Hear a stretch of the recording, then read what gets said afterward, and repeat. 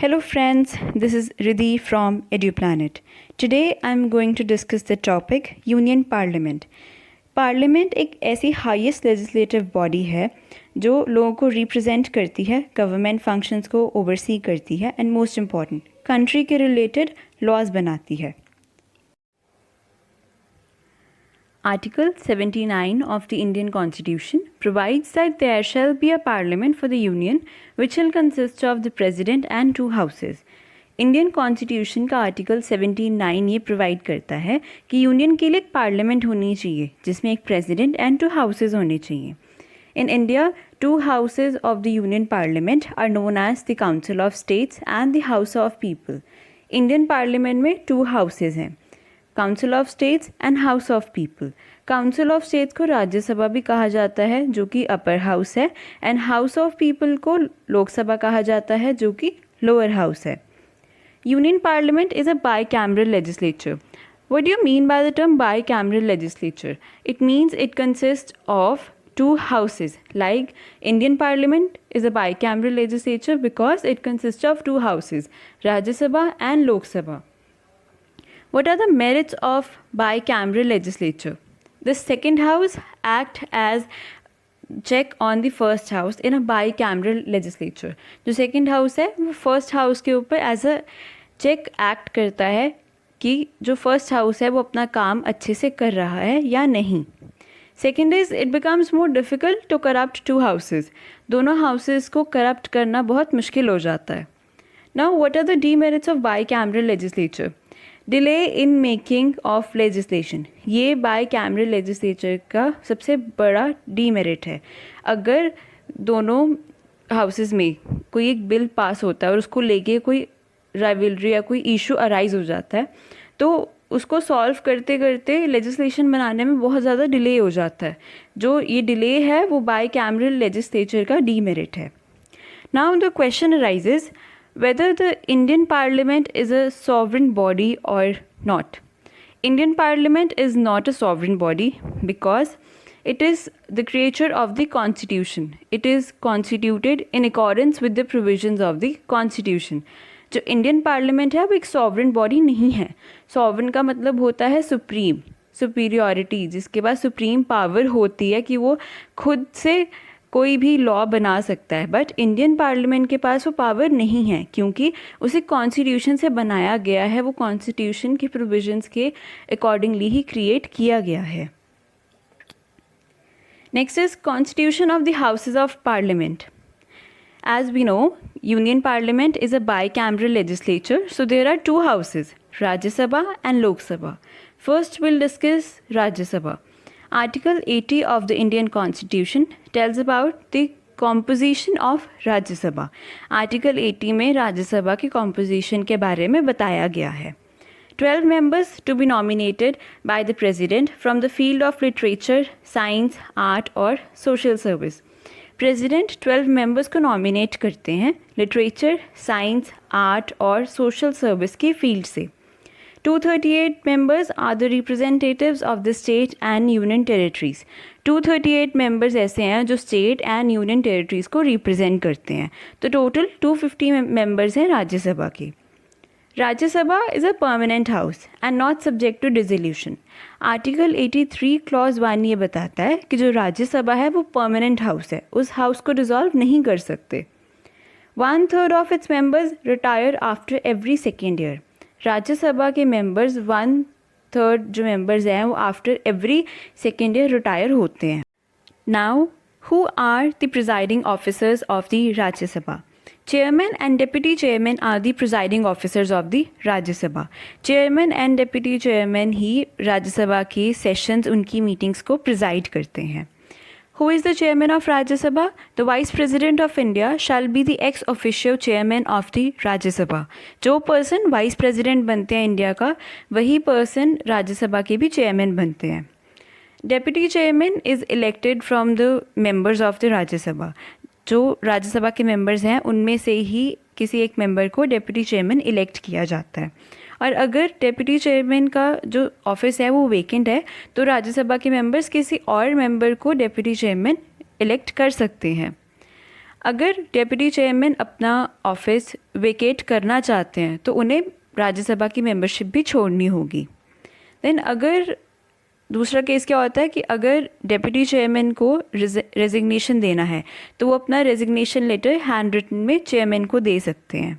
Even deputy chairman resolution के through भी remove हो सकते हैं। अगर राज्यसभा के members by majority resolution pass करें डेप्यूटी चेयरमैन को रिमूव करने के लिए, तो वो रेजोल्यूशन अगर मेजॉरिटी के साथ पास हो जाता है तो वो डेप्यूटी चेयरमैन को रिमूव कर सकते हैं। बट रेजोल्यूशन पास करने से पहले उन्हें 14 डेज़ का नोटिस देना होगा।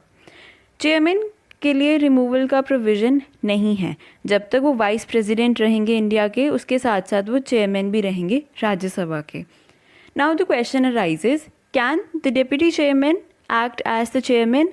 Obviously the deputy chairman can act as a chairman in the case because जो चेयरमैन है वो वाइस प्रेसिडेंट है, और अगर प्रेसिडेंट का ऑफिस वेकेंट है टाइम बीइंग के लिए, तो जो वाइस प्रेसिडेंट है वो प्रेसिडेंट के फंक्शंस, उनकी ड्यूटीज़ और उनके ऑफिस में परफॉर्म करेंगे। तो वो उसके साथ वो राज्यसभा के चेयरमैन का ऑफिस साथ में परफॉर्म नहीं कर पाएंगे। तो उसके लिए डेप्यूटी चेयरमैन को ये पावर दी जाती है कि वो चेयरमैन के ऑफिस के फंक्शंस को परफॉर्म कर सके। बट अगर डेप्यूटी चेयरमैन का ऑफिस भी उस टाइम पे वेकेंट है तो प्रेसिडेंट राज्यसभा के किसी भी मेंबर को अपॉइंट कर सकते हैं कि वो चेयरमैन के ऑफिस के फंक्शंस एंड ड्यूटीज़ को परफॉर्म करें। Now will talk about Lok Sabha. Article 81 of the Indian Constitution tells about the composition of the Lok Sabha. Indian Constitution के Article 81 में लोकसभा की composition के बारे में बताया गया है। 530 members chosen by direct election. 530 members जो डायरेक्टली लोगों के थ्रू इलेक्ट होते हैं आफ्टर 5 years, वो लोकसभा के मेंबर्स होते हैं। 20 members to represent union territories, 20 members जो यूनियन टेरिटरीज़ को रिप्रेजेंट करते हैं। 2 persons belonging to Anglo Indian community are elected by the president. President 2 persons को इलेक्ट करते हैं जो एंग्लो इंडियन कम्युनिटी को रिलेट करते हैं, उनको बिलोंग करते हैं। Duration of the Lok Sabha is 5 years and the house is subject to dissolution. Lok Sabha की ड्यूरेशन है 5 years और आफ्टर एवरी 5 years जब जनरल इलेक्शन होती है तो मेंबर्स चेंज हो जाते हैं क्योंकि गवर्नमेंट चेंज हो जाती है और ये हाउस डिसॉल्व हो सकता है। Duration can be extended by the parliament for a period of 1 year during proclamation of emergency. Lok Sabha की ड्यूरेशन एक्सटेंड की जा सकती है 1 year के लिए अगर इमरजेंसी की प्रोक्लेमेशन हुई हो। Now who are the presiding officers of the Lok Sabha? Speaker and deputy speaker are the presiding officers of the Lok Sabha. Speaker and deputy speaker Lok Sabha की जो सेशंस हैं, उनके मीटिंग्स हैं, उसको प्रिजाइड करते हैं। Now deputy speaker and the speaker shall are elected from the members of the Lok Sabha.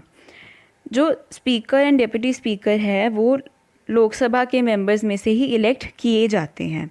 और अगर स्पीकर या डेप्यूटी स्पीकर का जो ऑफिस है वो वेकेंट होता है तो लोकसभा का हाउस किसी और मेंबर को इलेक्ट कर सकता है।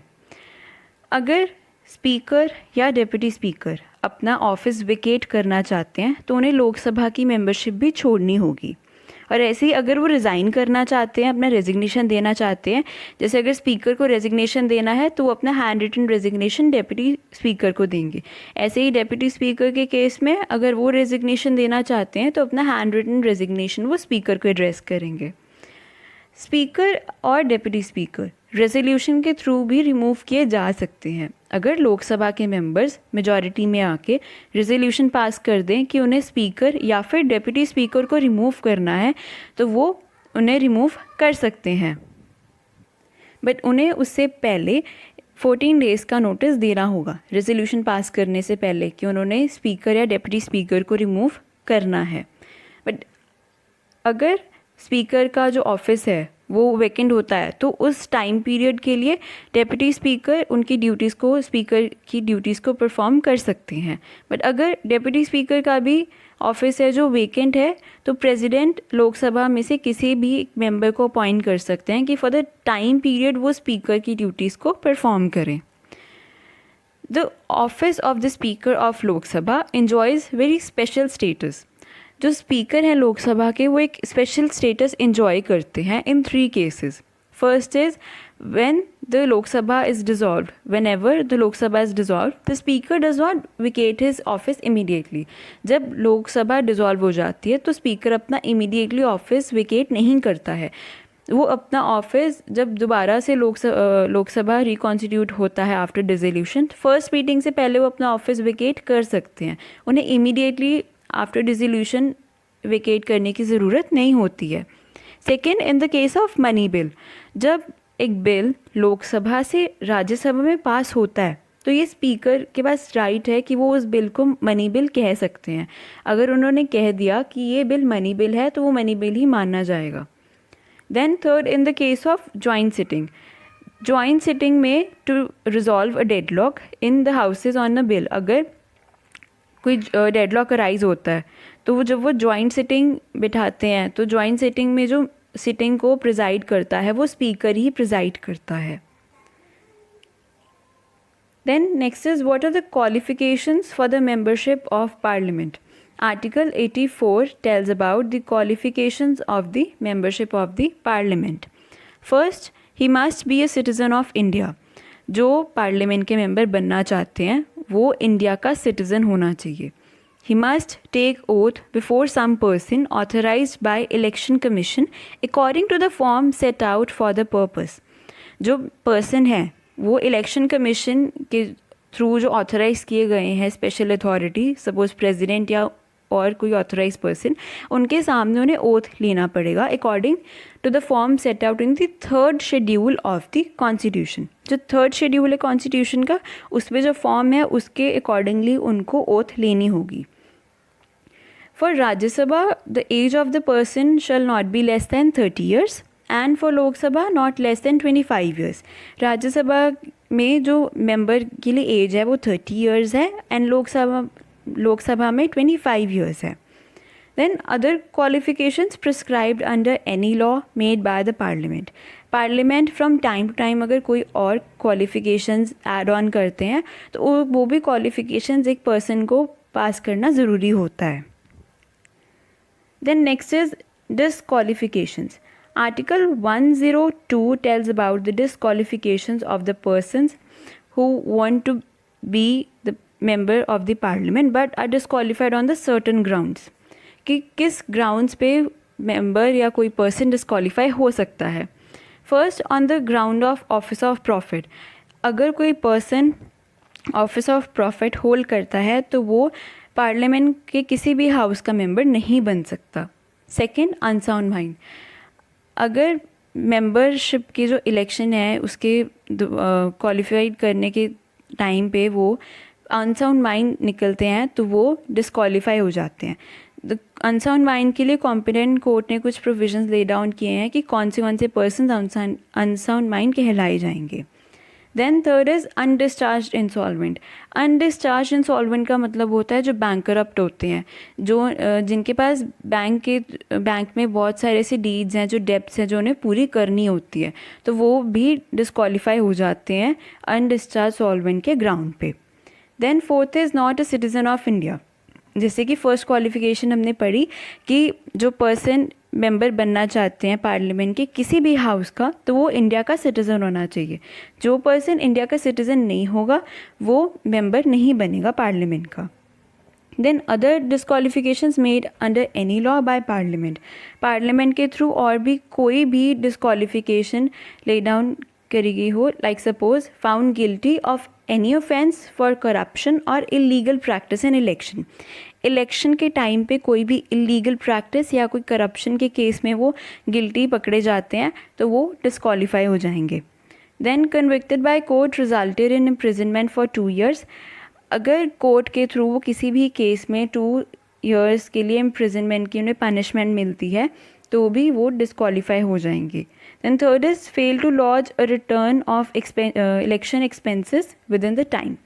अगर वो इलेक्शन के एक्सपेंसेस को रिटर्न करने में फ़ेल हो जाते हैं जो टाइम पीरियड दिया होता है तो उस ग्राउंड पे भी वो डिस्क्वालीफाई हो जाते हैं. और ऐसे ही और भी बहुत सारे डिस्क्वालिफिकेशन के ग्राउंड्स हैं, जैसे कि ग्राउंड ऑफ डिफेक्शन, ठीक है। एंड दूसरा होता है कि अगर वो गवर्नमेंट सर्विस पे काम कर रहे थे और उसके थ्रू वो लॉयल नहीं थे स्टेट या गवर्नमेंट को, तो उस ग्राउंड पे भी वो डिस्क्वालीफाई किए जा सकते हैं। Then next is vacation of seats. Article 101 clause 1 tells about the vacation of seats. If a person is elected to both the houses of parliament, he must intimate within the 10 days from the publication of the election result. जो vacation है seats का, अगर कोई person दोनों ही houses में elect होता है तो उसे 10 डेज़ का टाइम दिया जाता है कि वो इंटीमेट कर दे कि वो कौन से हाउस में सर्व करना चाहते हैं। बट अगर वो फेल हो जाते हैं 10 डेज़ में, अगर वो इंटीमेट नहीं करते तो जो राज्यसभा की सीट है वो उनकी वेकेंट हो जाती है। Second, in the case if a sitting member of the Rajya Sabha is elected to Lok Sabha, he may intimate his choice of the house he desires to serve within 10 days. जो sitting member है राज्यसभा का, मतलब जो already Rajya Sabha का member है person, अगर वो लोकसभा में इलेक्ट होते हैं तो उनके पास 10 डेज़ का टाइम दिया जाता है कि वो कौन से हाउस में सर्व होना चाहते हैं, तो उसके लिए वो इंटीमेट कर दें। बट अगर वो फेल हो जाते हैं इंटीमेट करने के लिए तो उनकी जो राज्यसभा की जो सीट है वो वेकेंट हो जाती है 10 डेज़ के एक्सपायरेशन के बाद। Then third, in the case of a sitting member of the Lok Sabha, if the sitting member of the Lok Sabha is elected to Rajya Sabha, he may intimate his choice in which house he deserves to serve. तो जो लोकसभा का already member है, अगर वो राज्यसभा में elect होता है तो उनके पास 10 डेज़ दिए जाते हैं, चॉइस होती है कि वो कौन से हाउस में सर्व करना चाहते हैं। बट सेम अगर वो भूल जाते हैं या वो फेल हो जाते हैं कि 10 डेज़ में उन्हें इंटीमेट नहीं कर पाते किसी भी तरह से, तो जो उनकी लोकसभा की सीट है वो वेकेंट हो जाएगी। Then next is resignation by a member of a seat. Article 101 clause 3 provides that a member of a house of parliament may resign his seat in that house by addressing to the presiding officer of the house. अगर किसी member को resignation देना है तो उस house के presiding officer को वो अपना रेजिग्नेशन लेटर दे के वो रिज़ाइन कर सकते हैं।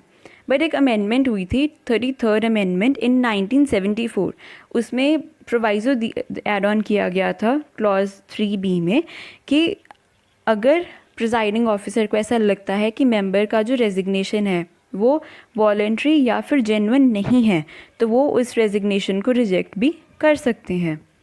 Then second is decision on the absentation of a person from the houses meeting. अगर कोई मेंबर बहुत टाइम तक एब्सेंट रहता है तो उसका क्या होता है। Article 101 clause 4 provides that if a period for 60 days a member of the either house of parliament without the permission of the house is absent from all the meetings of the house, तो अगर कोई member 60 days के लिए permission के बिना house के absent रहता है हाउस की मीटिंग से, तो जो उसकी सीट है वो वेकेंट हो जाएगी, तो वो दोबारा एक मेंबर नहीं होगा उस हाउस का। Next is decision on questions as to disqualification of the members. Article 103 provides that if any question arises regarding to the disqualification of the member, the question shall be referred to the decision of the president and his decision shall be final. Disqualification को लेकर अगर कोई भी question है तो वो president को refer किया जाना चाहिए और प्रेसिडेंट का डिसीजन ही फाइनल माना जाएगा। बट जो 103 का क्लॉज 2 है वो ये कहता है कि प्रेसिडेंट को डिसीजन देने से पहले इलेक्शन कमीशन से ओपिनियन या कंसल्ट करना चाहिए, उनके ओपिनियन के अकॉर्डिंग ही कोई डिसीजन देना चाहिए। Then next is penalty for sitting and voting as a member of the house. Article 104 provides that if any member is sitting or voting as a member in any house without making any oath or affirmation according to the form set out in the 3rd schedule, so there is a penalty of ₹500 which will be imposed in respect of each day. तो article 104 ये कहता है कि अगर कोई person बिना oath and affirmation के जो 3rd शेड्यूल में जो फॉर्म सेट आउट किया गया उसके अकॉर्डिंगली ओथ लिए बिना अगर वो हाउस में बैठ के बैठते हैं और वोट करते हैं, तो जितने दिन उन्होंने बिना ओथ के वो बैठे हैं उतने दिन का उन्हें पर डे 500 रुपीज़ का पेनल्टी या फ़ाइन भरना पड़ेगा। Then next is sessions of the parliament. Now sessions of the parliament में पहले है समन, प्रोरोगेट, adjournment and dissolution. First we'll talk about the summoning of sessions. Article 85 clause 1 of the Indian Constitution tells about that the parliament president has the power to summon the sessions of the each house of the parliament. मतलब parliament के sessions को सम्मान करना president के पास power है। Session वो एक period है जो फर्स्ट मीटिंग से कमेंस होता है और उस मीटिंग को सम्मान सिर्फ एक जो प्रॉपर अथॉरिटी है उसके साथ ही उसे सम्मान किया जाता है। और जो दो सेशंस होते हैं उसके बीच में 6 मंथ से ज़्यादा का गैप नहीं होना चाहिए। Then is prorogate. Prorogate means terminate, ख़त्म करना। Prorogation of the house means the termination of the session, a session which comes to an end. तो आफ्टर द प्रोरोगेशन जब जो हाउस है मीट करता है तो वो हाउस भी प्रेसिडेंट के थ्रू ही सम्मान किया जाएगा। और जो प्रोरोगेशन एंड रीअसेंबली के फॉर अ न्यू सेशन उसके बीच में जो टाइम होता है ना उसे रिसेस कहा जाता है। Then is adjournment. इस पर 2 वर्ड्स हैं, एडजर्नमेंट और एक एडजर्नमेंट मोशन। एडजर्नमेंट का मतलब होता है कि in a case of grave disorder arising in the house, तो it may be adjourn by the presiding officer. For example अगर लोकसभा के किसी भी मेंबर ने कोई बुरा बर्ताव किया है या उन्होंने अच्छे तरह से बिहेव नहीं किया है सेशन के दौरान, तो स्पीकर के पास ये राइट है, ये पावर है कि वो मीटिंग को, वो सेशन को एडजर्न कर सकते हैं। तो ये होता है एडजर्नमेंट। और एडजर्नमेंट मोशन एक ऐसा डिवाइस है to bring before the house something which is not mentioned in the agenda. तो एडजर्नमेंट मोशन एक ऐसा डिवाइस है जो आज के, जैसे सपोज़ एक सेशन चल रहा है उसके एजेंडा में कोई चीज़ मेंशन नहीं की गई हो और वो चीज़ बहुत ज़्यादा इम्पॉर्टेंट है, तो एडजर्नमेंट मोशन पास करा के उस चीज़ को इंक्लूड किया जाता है और उसके ऊपर डिस्कशन की जाती है। Then is dissolution. Article 85 clause 2 clause B tells that dissolution of the house. Dissolution means put an end to the life of the house. उस हाउस को ख़त्म करना, मतलब टर्मिनेट करना उस हाउस को। तो अब जैसे मैंने आपको पहले बताया था कि राज्यसभा एंड लोकसभा में से सिर्फ लोकसभा एक ऐसा हाउस है जिसे डिसॉल्व किया जा सकता है, क्योंकि राज्यसभा एक परमानेंट हाउस है और हाउस को डिसॉल्व करने की पावर भी प्रेसिडेंट के पास ही दी गई है। Right of president to address the house. Article 86 provides that the president may address either house of the parliament or both houses assemble together. President का ये राइट है कि वो हाउस को एड्रेस करे, या तो वो दोनों हाउसेस को अलग अलग एड्रेस करे या वो दोनों हाउसेस को एक साथ एड्रेस कर ले। Then last is special address. Article 87 of the Indian Constitution requires the President to address both houses of the Parliament assembled together at 2 special occasions. First is after each general election and the second is at the commencement of the first session of each year. तो President एक special address देता है 2 occasions पे। पहला कि जब after each general election होते हैं उसके बाद जो फर्स्ट सेशन होता है तब वो एड्रेस करते हैं, और सेकेंड जब हर साल का जो फर्स्ट न्यू सेशन होता है उसमें भी वो स्पेशल एड्रेस देते हैं। With this we come to the end of a topic. आज हमने पार्लियामेंट पढ़ा, उसमें पार्लियामेंट का मतलब क्या था, उसकी क्वालिफिकेशंस, डिसक्वालिफिकेशंस, इंडियन पार्लियामेंट के 2 हाउसेस के बारे में पढ़ा, लोकसभा एंड राज्यसभा, और पार्लियामेंट के और कौन सी अदर प्रोविजंस हैं हमने उसके बारे में भी पढ़ा। If you have any doubt regarding the topic, do let us know on the comment section below. And don't forget to like, share and subscribe our channel, and also tap on the bell icon for more such videos. Thank you.